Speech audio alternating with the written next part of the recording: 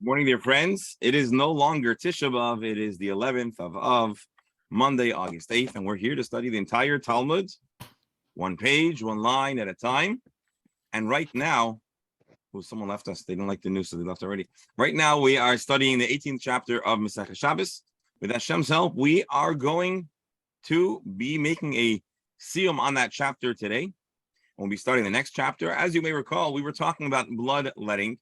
And we closed out last Friday with a very interesting discussion about when are inopportune days to let blood associated with the mazalot, the constellations, and particularly when there is a heavy dose of Mars alongside with an even hour.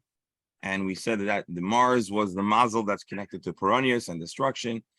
And cherev, and therefore one should avoid letting blood at that time. And that is the deal. Now let me share the screen. Let's jump right in. And we're actually going to continue a little bit on that subject, if I'm not mistaken. And then we will move on. Again, Siyum is of the chapter, 18 chapters in our forecast. So we said, don't do it on, we said let blood on Sunday. What were the dates we said? We said let blood or don't let blood on Monday, Tuesday, or Thursday. Monday and Thursday because of din, it's the day of the courts. And then Tuesday because of this matter of Ma'adim, the dominance of the constellation of Mars. And as we explained, this is not the kind of horoscopes that we are used to of each month having some kind of mazel. Some background noise, Rabbi. Yeah, I'm muting. I think, yeah, we're muting everyone. Rather, it had to do with an hourly rotation of, what was it? Was it 7 hours or 8 hours? 7 hours, I believe. And anyways, that was what we discussed on Friday.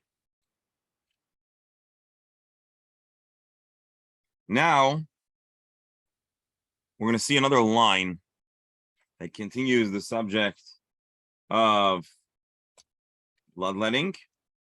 Hang on a moment. And again, we're going to... Just to recap. On Tuesday, we don't do this because we know that Madim Bizavi, the constellation of Mars, happens in an even hour in the daytime, and therefore it was considered an inauspicious time. Gemara asks, Mali Shabbat Nami Kaima Bizavi. There's also a Friday or Erev Shabbos. You also have you have both an even hour. That's the mazel of Mars or Madim. So our answer is Kivan the Dashabar Rabin, being that everyone does it. Shomer P'sayim Hashem. They're doing something that's essentially foolish, but because it became a prevalent behavior, Hashem protects those who are simple-minded, really, is what it's saying. Amar Shmuel explains similarly. Arba duhu arba. The fourth day, Wednesday. Duhu arba, which is also the fourth hour. Let's read Rashi. Dalid b'Shabbos. No, I'm sorry. Let's read again. Arba duhu arba. Dalid b'Shabbos, Wednesday. Shuhu dalid lachodesh. That's also, let's say, the fourth of the month. Oy arbesa lachodesh, or the 14th of the month. Oy chavdal lachodesh. Kulun kash lachodesh. So we're going to give another series of times that bloodletting might be avoided. A Wednesday that's on Dalit of the month, or a Wednesday Arba du Arbesar that's on the 14th of the month, or Arba du Esrim Arba, or a Wednesday that also is the 24th day of the month. And lastly, Arba Deleka Arba Basrei, a Wednesday which has Rosh Chodesh less than 4 days later. So what's the math? Chavtes, let's say Lamed, Chavtes, Chavches, and Chav Zayin. So if it's a Wednesday that's on Chav, is it Chav Vav, then you'd be okay. Chav Zayin, you'd not be okay. So again, it's a Wednesday that will not have 4 more days left of the month. Let's read Rashi. Daled deleka daled basreish. Ein daled yom matzayf al chodesh. They're less than 4 days to Rosh Chodesh. The ikod amri deleka daled b'Shabbos basrei b'Sei chodesh ve'enikin. And Rashi rejects another interpretation. Let's explain this. So just like there is a actually, let me look in the Steinsaltz Gemara. Let's see if he gives us an explanation. Again, just like the previous Gemara, I'm happier to read an explanation with authority than to try to make up something, being that this is very much not in our present day lexicon. Bear with me.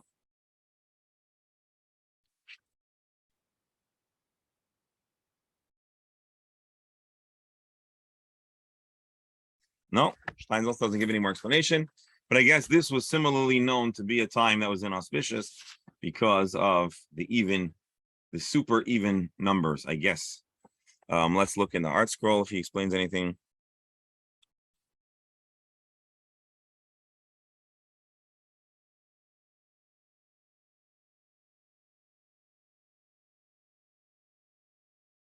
All right, let's read the Gemara further. Maybe then we'll have some more explanation. Here is the Gemara's explanation. If you bloodlet on Rosh Chodesh or bays of the Chodesh, it's weakness. Shlishi Lai, sakana. The 3rd day, it's dangerous. Mala Yoimatava Chulsha. Erev Yantif causes weakness. Mala Yoimadat Sarta. Erev Shavuos. Sakanta, it's dangerous. Gozru Chachamim. Akulu Mala Yoimatava Meshum Yoimatava Det Sarta. The sages say don't let blood Erev Yantif because you might forget and do it Erev Shavuos. The Nafik Beziko Shmei Tavoyach. Because there was a spirit, shed, a demon called Tavoyach that is prevalent on Erev Shavuos, like Habili Yisrael Torah, Habatamach B'Israel L'Demayim. Had the Jewish people not received the Torah, it would have slaughtered them.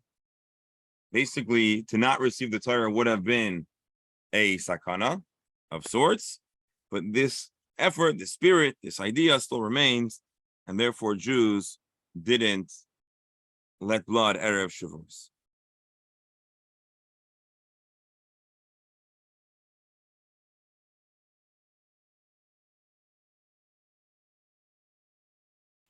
Tavoyach, according to the Marsha, was actually the Satan. The Satan.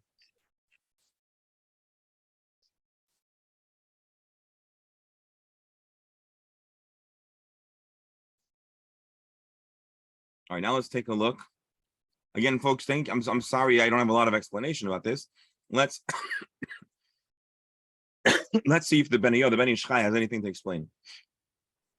He says like this: nearly there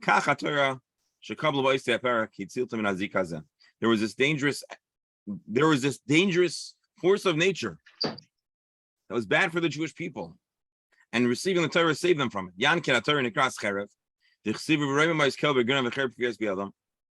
True, or being that the Torah is called a cherev. The Torah is described as a two-sided sword. Long story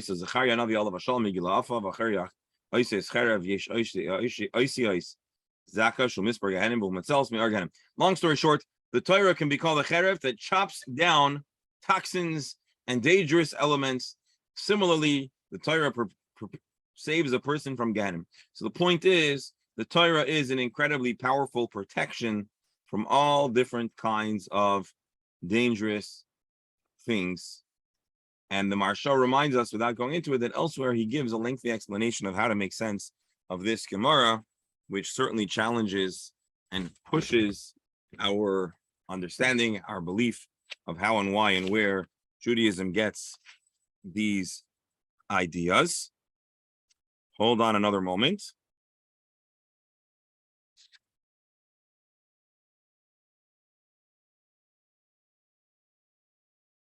Oh, if you want to read, I'll read from you. I'll read for you.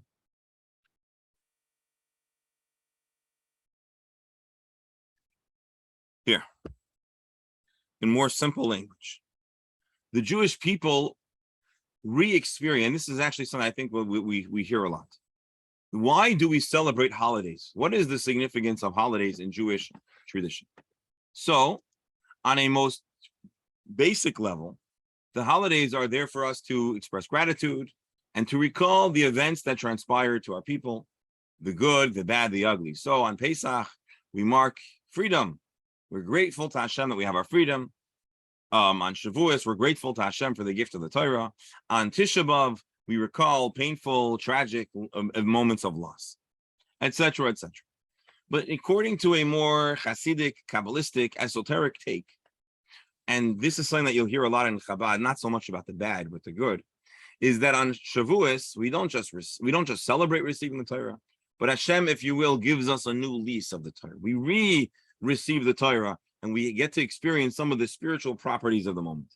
Pesach is Cherus, not just that we were once free, but we relive and experience the spiritual properties and the spiritual gift of freedom. And similarly, the 9 days, the time of Peronius, the Jewish people don't simply cry over past Peronius, but we actually are extra careful and mindful of the fact that maybe this is a time that's more susceptible to bad news. Well, similarly, or in that very line, is why Erev Shavuos was considered dangerous. The Jewish people were particularly vulnerable before Shavuos, because had they not received the Torah, it could have been toxic. Well, we have to re-receive the Torah.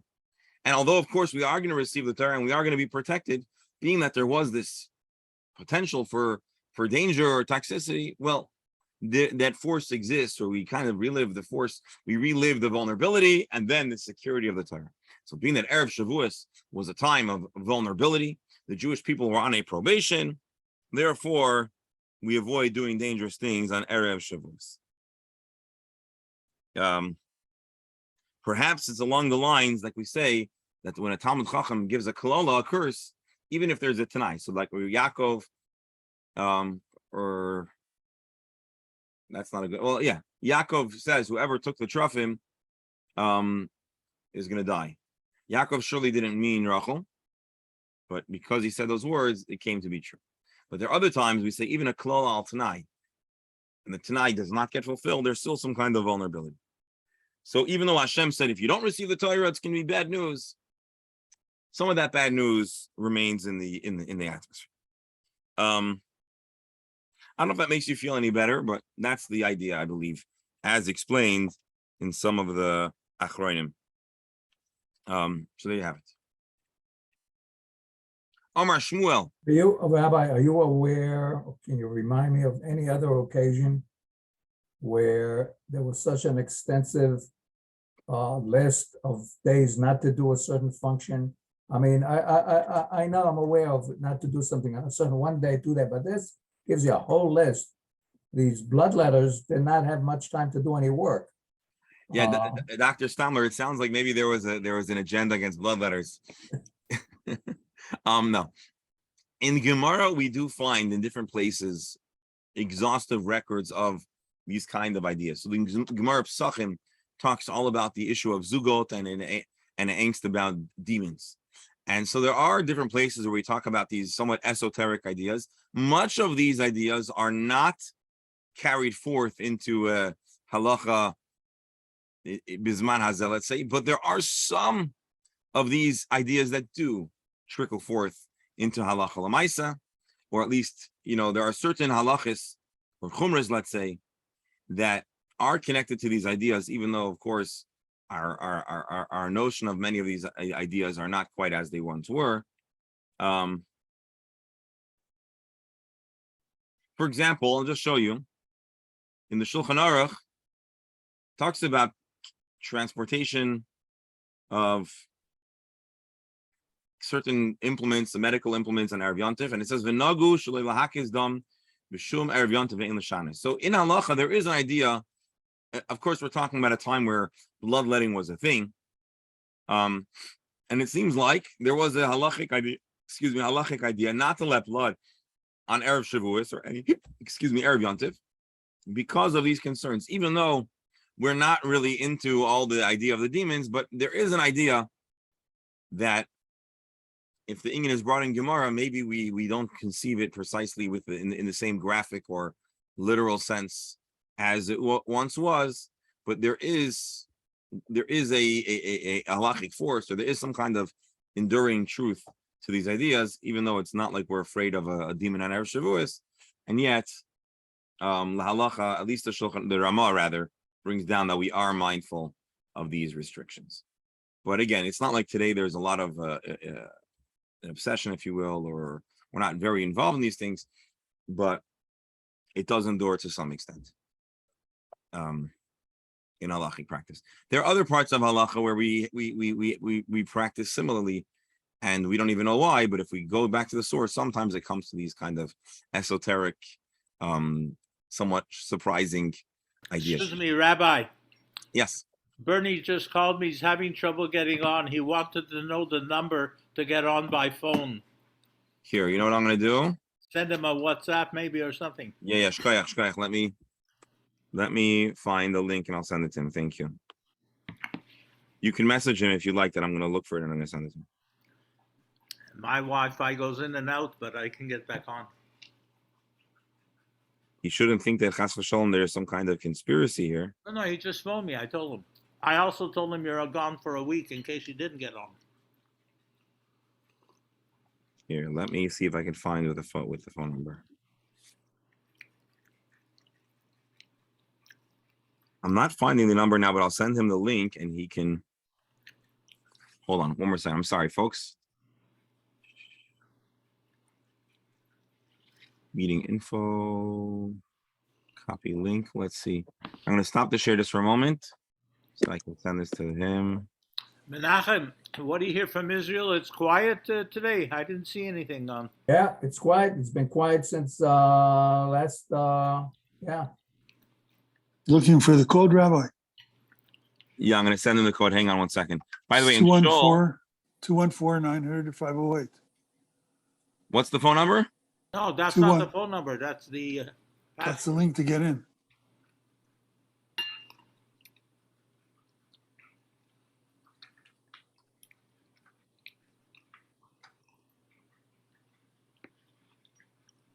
Hang on, folks. By the way, while I'm searching, I just want to share with you that in Shul, we had a gentleman from Israel. He said he just finished Miluim. So, he just finished 20 years of Miluim. And he told me that his commander, who's still active, suggested that Hamas actually ratted the location of this Islamic Jihad guy. Which I wouldn't be surprised. I really wouldn't. No, basically, first of all, there's infighting, but he said also Hamas isn't keen on getting into war now. I guess they aren't ready, and the Islamic Jihad was rearing at, was threatening to go ahead, and apparently Again, the Yiddish is best. The Suf is good. So that's what someone shared. Even though, you know what they said, what I learned when I was in yeshiva in Israel is the guys that talk don't actually know, and the guys that know don't talk. But nonetheless, it was an interesting idea, an interesting theory. Und wer weiß? As we say, alt kann sein. So anyways, I'm sorry, I'm just looking to send Dr. Hammer the link. I don't know why he can't get on. That's strange. I hope it's not from our end.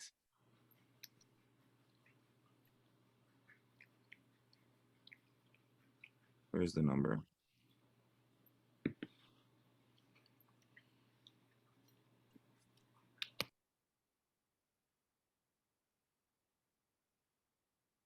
I'm in it.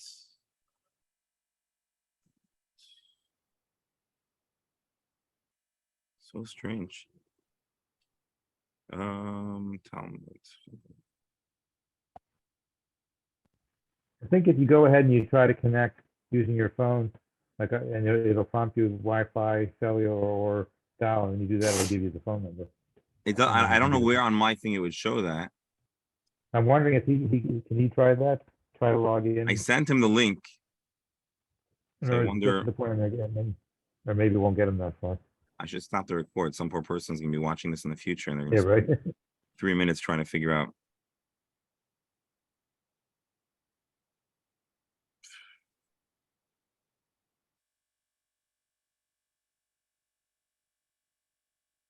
You can delete the.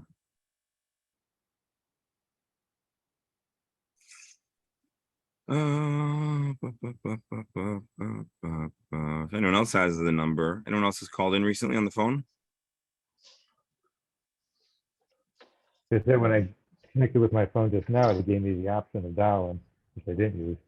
But if I go back that spot, I can probably get the number. Right. I'm looking for Oh, the you want me? I can do phone. that. I'll go ahead. I'll disconnect and reconnect, and then Sorry? maybe I can try switching to dialing and see if it'll give me the phone number. Can you take a look, see, and then if you could send it to Dr. Hammer?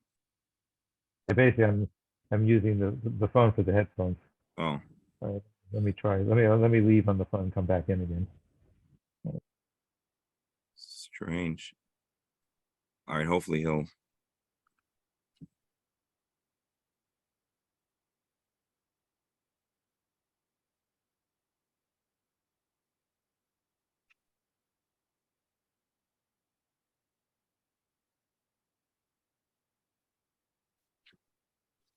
Mark, you found it? Sorry, give me one more second. I shouldn't hold everyone up over here, but let's.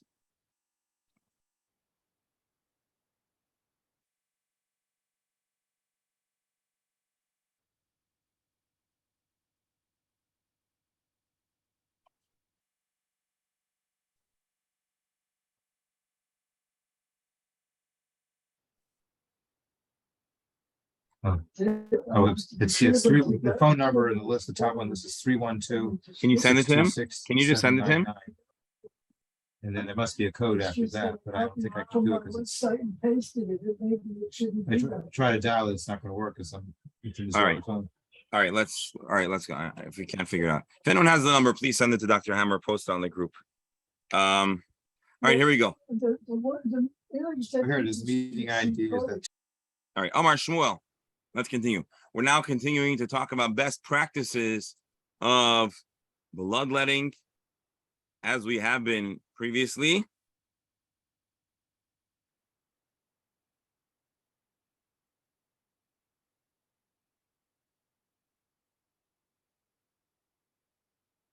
Oh, hold on. I think I found it, actually. Hold on.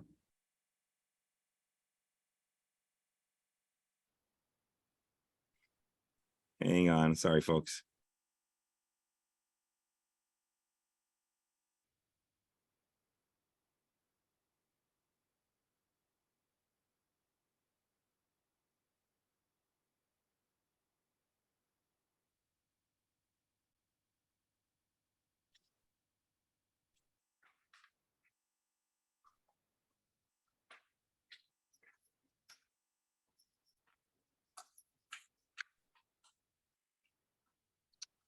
Hang on, hang on.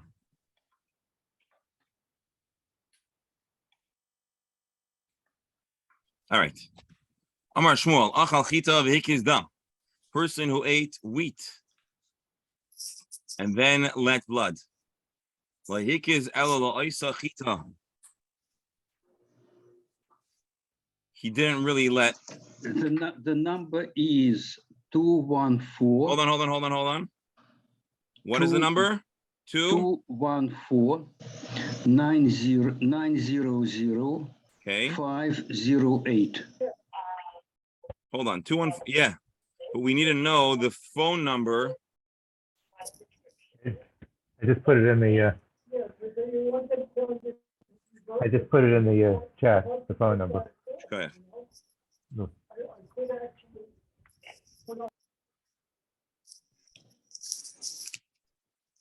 Professor, Mark. All right, hopefully he'll get on. All right. Omar Shmuel, Achal Chita v'Hikiz Dam lahikiz alaysa chita. To let blood right after eating wheat is unhelpful. Basically, you're creating an additional medical vulnerability, and all you will have achieved is an alleviation of that heaviness, as the Gemara describes it, of eating the wheat. Avadakole may kill. In truth, this wouldn't be not helpful to heal, but if the purpose of letting blood is just to relieve a certain pressure or discomfort, then it would be helpful. Hamak is dam, if your person lets blood, shesi ala altar, he should right away drink. Achila ad chatzi mil, but eating should only happen with the amount of time that it would take to walk a half a mil. So you should take a moment before eating. And in modern times, I don't know if that's exactly the idea, but certainly it sounds accurate that you should drink right away. Maybe ease yourself in. I suppose this would be similar to the way a person should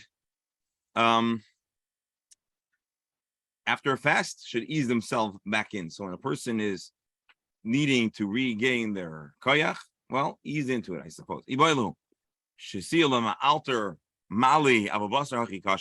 Are we saying that only immediate drinking is helpful, but if you wait, it's bad for you? Or are we saying that it is neither good nor bad?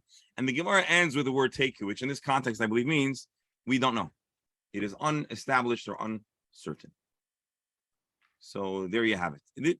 Apparently, this is the conclusion of our lengthy discussion about bloodletting, best practices, and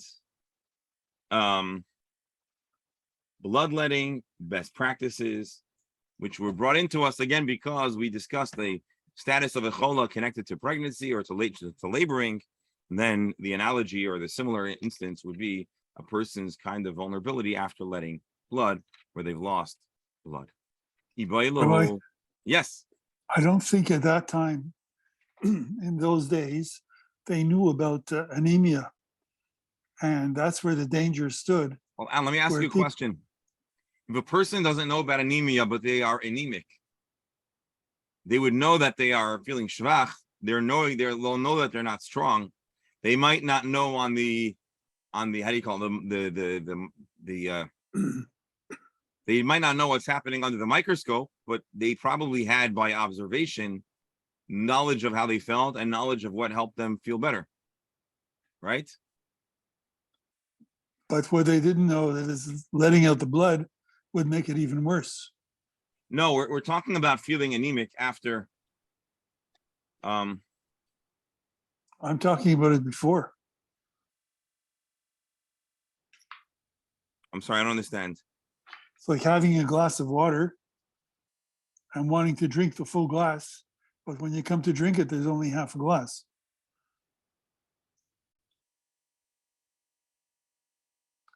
Anemia is We're not talking about bloodletting to cure anemia. We're talking about anemia or feeling weak after having had your blood let. That's why they feel weak. Right. So they knew, they understood that. So you're questioning if it actually is helpful.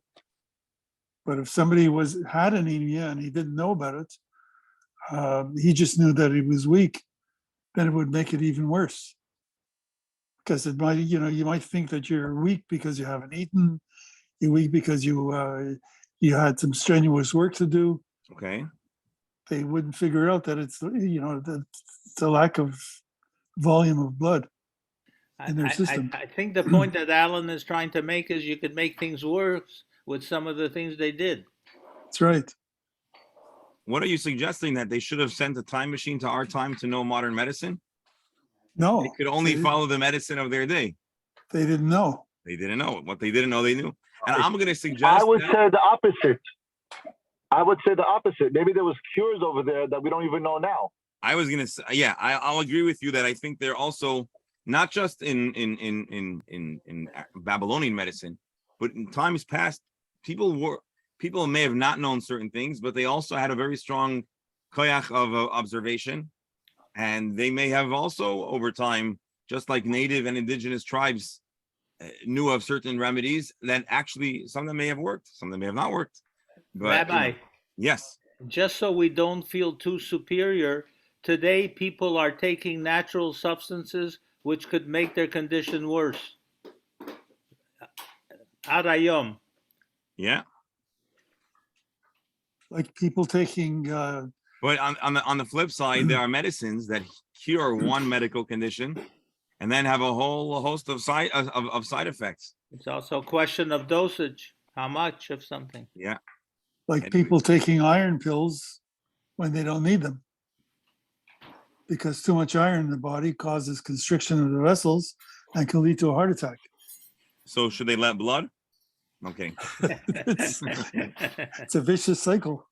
All right, let's see the Gemara. Agreed. Machris Rav would announce, Meya Kari Bezuzah. 100 bloodletting sessions for a zuz. Meya Reishe Bezuzah. 100 head cuttings for a zuz. Meya Sfami V'lei Klum. Cutting the mustache should be for free. Let's read Rashi. Bloodletters typically served as barbers as well and did not charge for grooming a mustache. If 100 men happened to arrive one day to have their mustache groomed, the barber would work all day without receiving any pay. My shoes and socks. What's the point over here? No, V'leimar miyu b'zol ma'od, doing this. kineret- The barber couldn't be Jewish. I'm confused. I don't understand Rashi.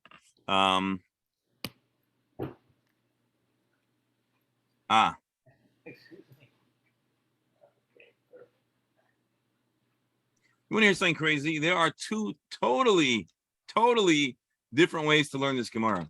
Rashi and Rabbi Steinsaltz's interpretation, which is based on the Gainim, are two totally different stories. So if you read this Gemara according to the Gainim, it's talking about the price of a bloodletting session. Now let's try this again. Meya kare or kara also means a gourd.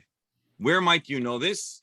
On Rosh Hashanah night, there are Jews who eat kara, and we say, Yiratzin, that you should be, kara is, Hashem should tear up a bad decree. So Rashi, following an entirely different interpretation, says, Meya kari bezuzah, 100 gourds cost a zuz. Meya reishe bezuzah, Rashi, imiya bezol ma'od, it's only worth buying heads of animals if they're very cheap. Imla, but if they aren't very cheap, al tikach, don't buy them. It is only worth 100th of a zuz for the head of an animal. Meya sfame. Here, look Rashi, it says it explicitly. Meya kari dluin. Meya sfami k'may al sofam.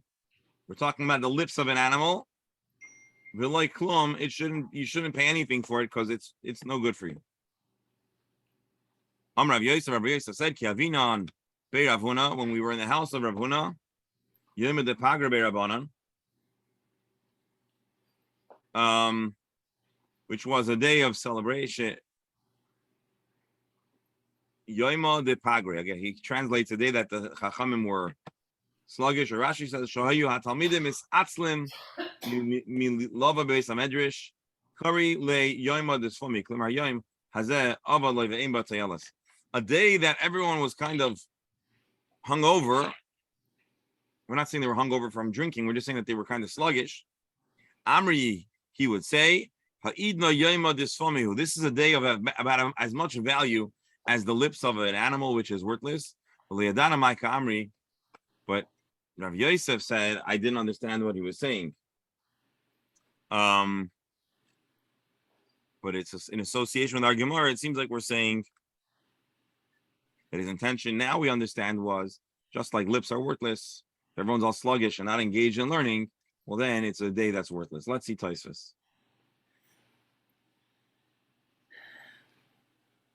Tosfos asked the question, I don't want to learn the whole Tosfos, but just we're going to see Tosfos brings to our attention the Pshat Rabbi Steinsaltz brings. The Pirush HaKontra is Tema. Based on the translation that the Rashi gives, which is that we're talking about the value of gourds, animal heads, and lips. How does it end up in our Gemara here? There's no link. There's no connection.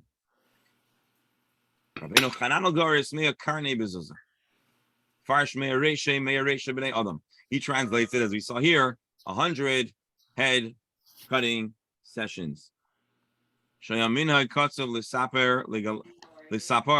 was that a barber would legaleach bezuzah, to shave with one zuz, v'chein minhag kuf karnei lahakis bezuzah, and similarly letting blood. Aval mea somi l'sakin asafa bula klum. The mustache was complimentary. If you're a customer and you come to have your hair cut and you come to have your bloodlet, well then you get your mustache shaved for free.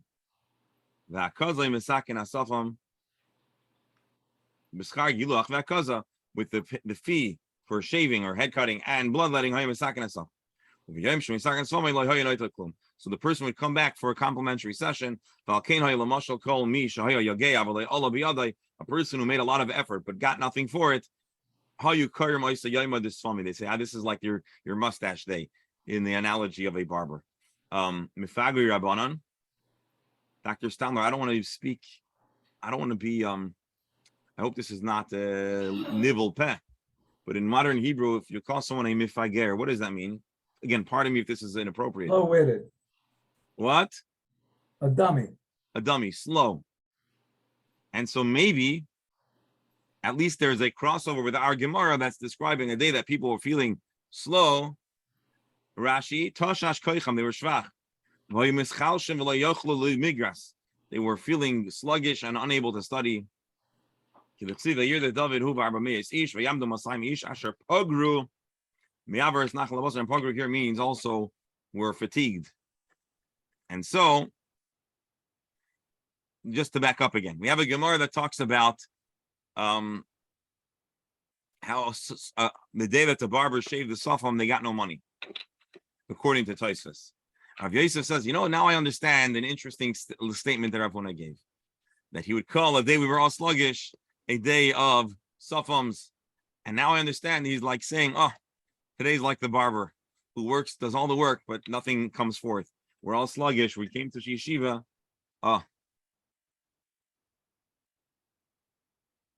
Dr. Hammer, welcome. We missed you today more than ever. A lot of medical discussions and other interesting things. We're happy that you're on. So welcome. So continuing the Gemara. Tell Bernie about Tuesday. No, we're not. Hey, Dr. Stamler, if you'll give us a recap, what did we discuss about?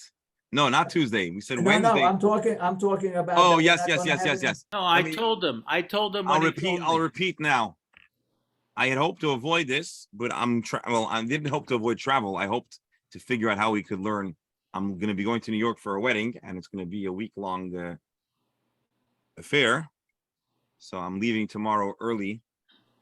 And so from Tuesday to Tuesday, I have to call off the Gemara share. I was hoping to continue it in New York, but I was reminded after reviewing the schedule that I'll likely be giving you even more last-minute cancellations. So I apologize. I know how dedicated everyone here is to the Gemara share, and I know how we work our schedules around it. And so I really owe you advance notice, but I came to the realization that the most realistic thing would be to call off from Tuesday to Tuesday. I apologize. I'm sorry. I'm going to miss everyone. I'm going to miss the Gemara share. It's my favorite part of the day. But there it is. So that's the reminder. But let's continue the Gemara a little more. Let's get to our Siyum. The Koisher Matabor. We can tie the umbilical cord. We're going to make a Siyum today on the 18th chapter. So let's go. Taner Rabbanan, we learned in a Tosefta, Koisher Matabor, that we're allowed to tie the umbilical cord. Rabbi Yossi says, not only are you allowed to tie the umbilical cord, you can cut it. The toimnin hashilya kedei sheyach mayelad, and you're also allowed to insulate the placenta to warm the child. Let's read Rashi. So I'm going to suspect that a lot of these practices are not exactly implemented as described in the Gemara Bizman Hazeh. So let me just take a fast look. What we're describing here, I believe, is maybe while the placenta was still attached, meaning while the umbilical cord was still attached, the placenta would be wrapped up.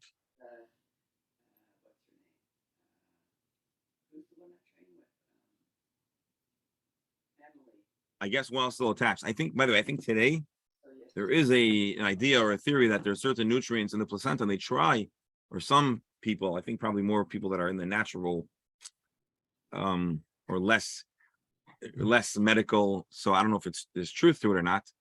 I don't have any first-hand knowledge, but it sounds like he would say, maybe in those days, the medicine would have that the shilya would be covered, I believe, while it's still attached. Although maybe we're talking about some kind of more supernatural, totally esoteric, not esoteric, totally non-medical idea where they would cover it up while the child was no longer attached. I don't know. Maybe they felt there was some kind of shared, I don't know. Amar Rav Shimon Gamliel, B'nais Malachim, royalty, Taimnim Bisfolim Shel Shemen would put the placenta in oil.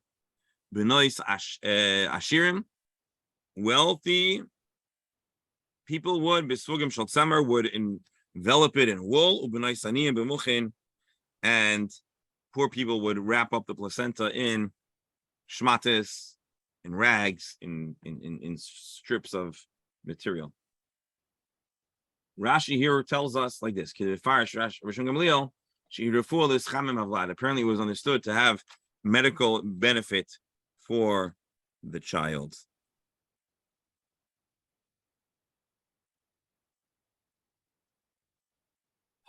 The Mishnah Brura. Oh, here.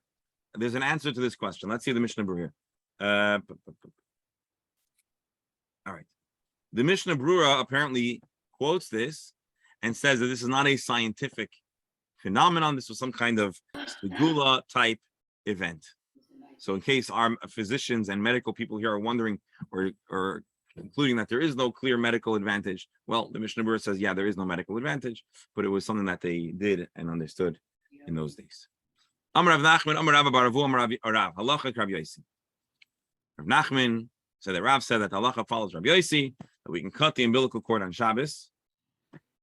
And again, today I think the umbilical cord is, based on this reading, the umbilical cord is cut a lot faster today than once upon a time. I suppose if there was a home birth, they could afford to wait all day. If you're in a hospital, you want to move the mother and the baby out with relative speed. Either way, today, in medicine, people save placental cells because they're considered stem cells, right? Which are undeveloped, and later on they could be used if as medicine progresses to reform certain organs. So it's quite there are today placental banks that will save placental cells for individuals. It's been done for quite a while.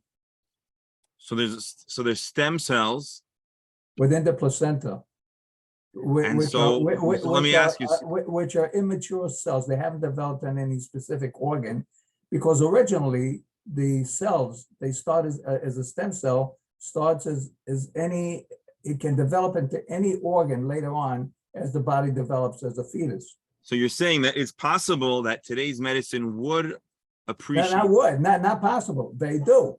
There are banks. No. I'm saying today's medicine would appreciate this Gemara. Yes. Somehow there's a value to keeping the placenta attached, maybe for as long That's as why also there are many times where you have the anti-abortion because abortionists do or have kept fetuses or parts of fetuses for usage of stem cells for later on, and then if a fetus is an early stage. Mm-hmm. And they use it in pharmaceuticals to develop drugs. Right. Amar Rav Nachman, Amar Rav Baravu, Amar Rav, Moedim Chacham Yosi b'taber shel shnei tinoikos. Everyone agrees. Halacha follows Rabbi Yosi, but even the Chachamim would agree b'taber shel shnei tinoikos. If you have twins, ch19 that you do need to cut the twins. My taima, the minatchi adodi. Because the two babies could both roll or pull in the opposite directions, I guess, and it could end up being dangerous. So we would prefer to cut the umbilical cord, especially under such circumstances, to avoid a more complicated and challenging circumstance.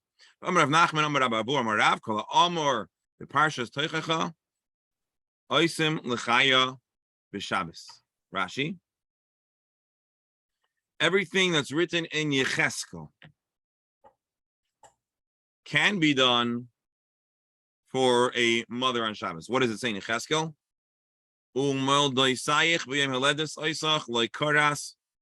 Shorech v'mayim loy ruchatzto lemishi v'hamaleach lemlachto v'haschel loy hu talt. Let's read Rabbi Steinsaltz's translation. And as for your birth, on the day you were born, your navel was not cut. You were not washed in water for cleansing, and you were not salted, nor were you swaddled. So everything that says that was not done should be done, and so therefore you're allowed to cut the navel, wash in water, salted. We'll see what that is, and swaddled. Rashi. The Navi was giving a mashal for the degree of kindness that Hashem did towards the Jewish people.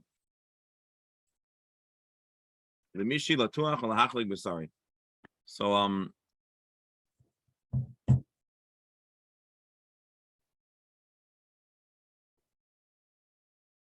By the way, I'll go one step further if you don't mind. go ahead. In dentistry, baby teeth have stem cells. Really? Yes, and there are banks that will save the stem cell, the baby teeth of an individual, of a child, as they lose their baby teeth, to later on possibly harvest the stem cells and use them.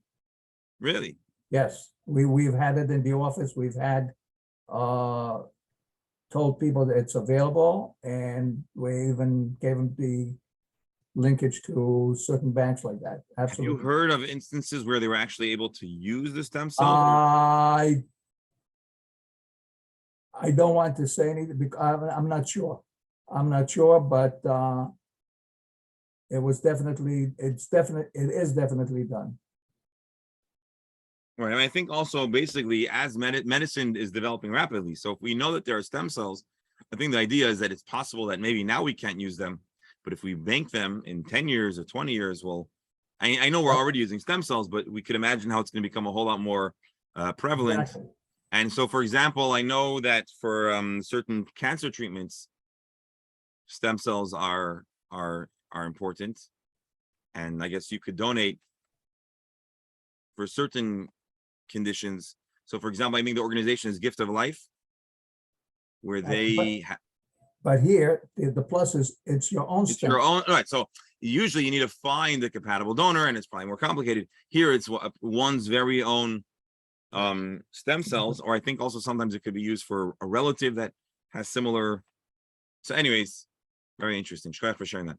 All right, now the Gemara is going to explain the verse. Here we understand that you're allowed to help labor a child. Loy koras shorech. It says that you didn't cut the navel. Here we learn that you're allowed to cut the umbilical cord. You didn't wash the child for cleansing. You're allowed to wash the child. You didn't salt. It seems like part of the treatment of the baby when they were born would be to wipe them down with a salt of some sort. And it says that you didn't swaddle. From here we understand that you're allowed to swaddle a baby on Shabbos. Let's read Rashi. There was some kind of salt that was applied to the skin. Lafin and mullion milaz. The lav hainu asubi. He points out that there's a difference between swaddling and a kind of swaddling that was to adjust the baby if there was a dislocated limb or to re-establish it. So Rashi here points out that we're not describing that discussion, but certainly one is allowed to swaddle a baby on Shabbos. And this, my dear friends, is a Siyum, concludes the 18th chapter of Maseches Shabbos. We're going to jump right in to read the Mishnah of the 19th chapter, which is called in halachic literature, Rabbi Eliezer de Mila. The Rabbi Eliezer that talks about circumcision. Why does it have such a funny name? Because it happens to be that there are 3 chapters that start with Rabbi Eliezer Aimer, Ha'oireg, and Toilin. And so, to distinguish which chapter it is called in much rabbinic literature Rabbi Eliezer de Mila. See, it starts with Rabbi Eliezer Aimer, and it's talking about circumcision. Why are we talking about circumcision? Well, it's the natural extension from our previous discussion. Which the Mishnah that closes out chapter 18 is a Mishnah talking about laboring, birthing a child, and the malacha that's permitted to bring a child into the world, and the care that is permitted to be administered to the mother who is in labor and birthing and postpartum. And now we're going to continue the natural extension, which is halachas of circumcision, what can and can't be done on Shabbos. As we know, a bris can be done on Shabbos, and a bris is doiche Shabbos, even though the procedure of the circumcision is certainly, if it wasn't a mitzvah, it would be a malacha, causing blood and chabura.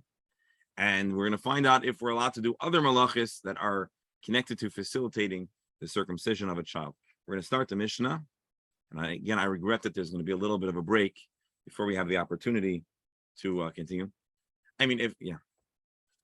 So there it is. Rabbi Lazar Omer, Mishnah starts. Rabbi Lazar says, in Lehevi, clean air of Shabbos, the moyel or the family failed to bring a kli. Which kli? Rashi says, Izmal lomol satinu. We're talking about the knife that does the circumcision. And it's an extension from the previous Mishnah, which says, actually, I failed to point this out. It doesn't just talk about laboring. The last Mishnah says, all the needs of Mila are done on Shabbos. So now we continue. As Rashi points out here, you're allowed to bring the Izmal, the knife of the Mila. Rabbi. Yes. So when I see this Mishnah, I think of the Moil in Montreal on Yom Kippur walking in snowstorms. So once we had all these exceptions, why didn't they push it further? What would you like? To drive? For a bris, I mean, is driving worse than carrying a knife? Driving and the malachis. Anyway, I don't want to take you off track. Okay. No, well, the answer is simple. We're going to read now a series of malachis that are permitted, and none of those licenses extend to the malachis that are involved in driving, to my knowledge. Migula, but you should carry the knife exposed. What does that mean? Bifnei hakol. It should be visible. The Gemara is going to explain why it needs to be open carry, why the knife has to be exposed.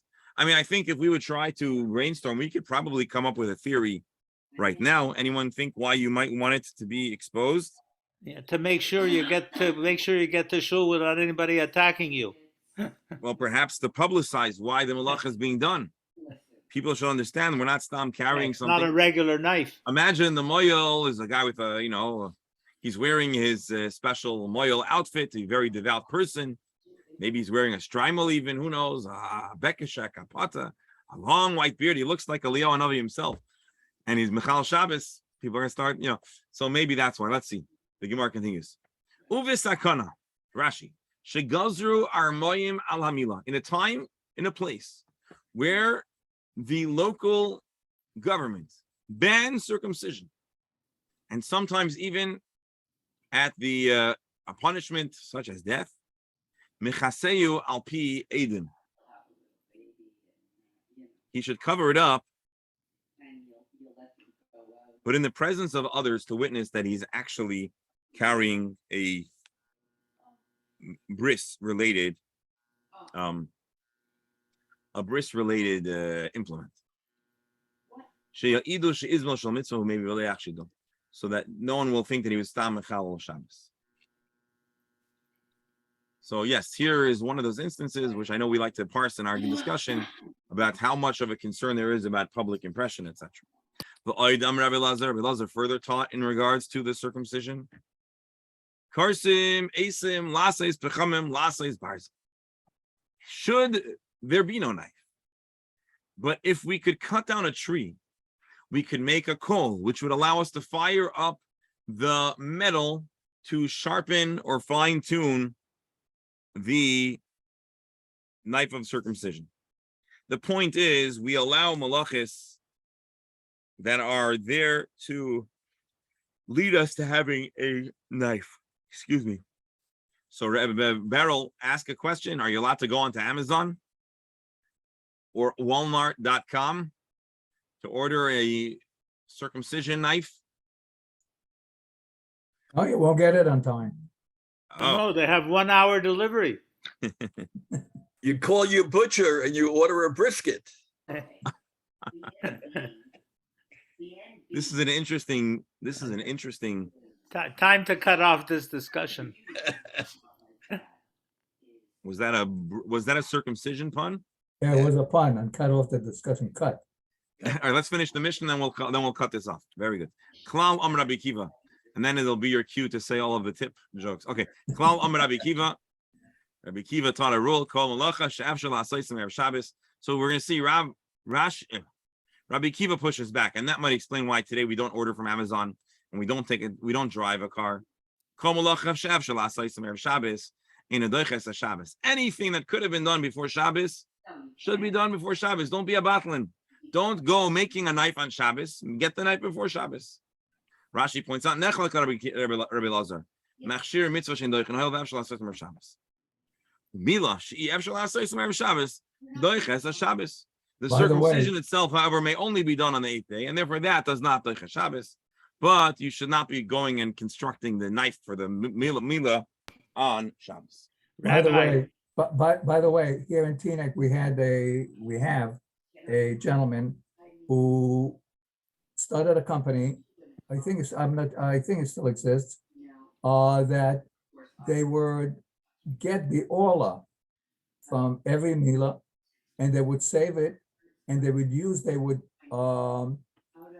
would harvest, and they would grow the orla, and they would use it later on for burn victims, as new skin, because again, it was the original. It did not have time to develop, so they used it for burn victims, and it was quite a successful company.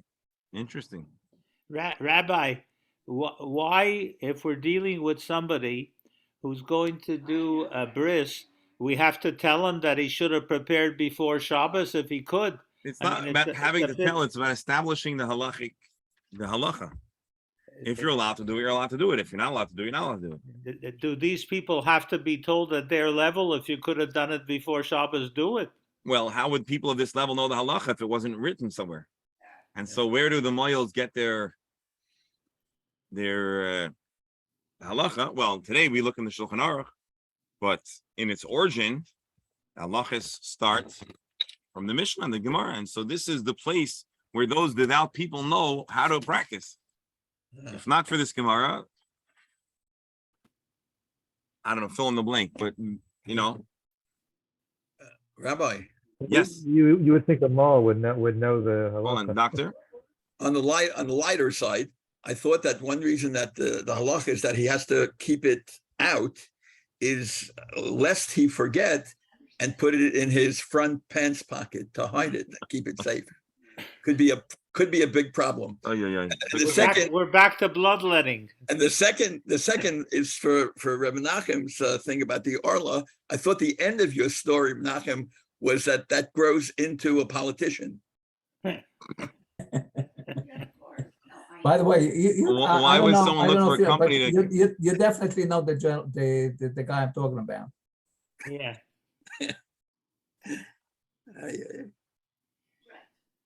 Well, there you have it. So, folks, I'm very sorry to give you the break, but when we get back, it's going to be fun.